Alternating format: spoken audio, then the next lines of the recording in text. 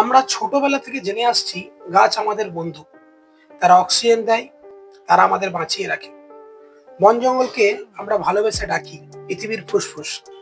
নিঃসন্দেহে তারা মূল্যবান। পৃথিবীর বুকে সবুজের চাদর বিছিয়ে তারা আমাদের পরিবেশ রক্ষা করে, জলবায়ু নিয়ন্ত্রণ করে, বায়ু বিশুদ্ধ করে। কিন্তু প্রশ্ন হলো, এই ফুসফুস কি আসলেই সবুজ? বাস্তব তথ্য বলছে গাছপালা ও বনভূমি মিলিয়ে পৃথিবীর মোট অক্সিজেন উৎপাদনের পরিমাণ মাত্র 28%। অথচ আমরা প্রতিদিন যে বিশুদ্ধ বাতাস ফুসফুসে নিচ্ছি তার বেশিরভাগ উৎস অন্য কোথাও, একেবারে দৃষ্টির বাইরে থাকা অথচ বিস্তীর্ণ ও গভীর নীল মহাসাগর। হ্যাঁ, ঠিকই শুনেছেন। পৃথিবীর বুকে জড়িয়ে থাকা এই মহাসাগরের বুকে বাস করে একদল অতি ক্ষুদ্র, চোখে দেখা যায় না এমন প্রাণী, ফাইটোপ্ল্যাঙ্কটন। তারা যেন ক্ষুদ্রকায় সূর্যচুম্বী কৃষক। সূর্যের আলো ব্যবহার করে সালোক সংশ্লেষণের মাধ্যমে অক্সিজেন তৈরি করে। এই ক্ষুদ্র প্রাণীরাই এককভাবে পৃথিবীর মোট অক্সিজেনের অন্তত 50% বা তারও বেশি সরবরাহ করে। অবাক লাগছে না?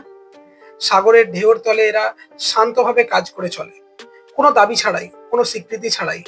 এরা অক্সিজেন ছাড়াও কার্বন ডাই অক্সাইড শোষণ করে জলবায়ু পরিবর্তনের বিপরীতে এক অদৃশ্য ঢাল হয়ে দাঁড়িয়ে আছে। আরো বিস্ময়কর তথ্য হলো, আমরা যে অক্সিজেন নিই তার অনেকটা সঞ্চিত হয়েছে কোটি কোটি বছর ধরে। জলভাগ আর স্থলভাগ মিলিয়ে, উভয় জীব বৈচিত্র্য মিলে যুগ যুগ ধরে এই অকথিত চুক্তিতে আবদ্ধ ছিল মানুষের অস্তিত্ব রক্ষার জন্য। এইসব জানা মানে শুধু বইয়ের পাতা উল্টো না। এর মানে হলো, আমরা যেন ভুলে না যাই, বনের মতোই দরকার মহাসাগরের সুরক্ষা। আমরা যতটা বৃক্ষরোপণ নিয়ে সচেতন হই, ততটাই সচেতন হওয়া উচিত সমুদ্র দূষণ নিয়েও, অতিরিক্ত মাছ ধরা নিয়ে বা প্লাস্টিক ব্যবহার নিয়ে। কারণ প্রতিটা ফাইটোপ্ল্যাঙ্কটন হারানো মানে আমাদের পরবর্তী প্রজন্মকে শ্বাসকষ্টে ফেলে দেওয়া।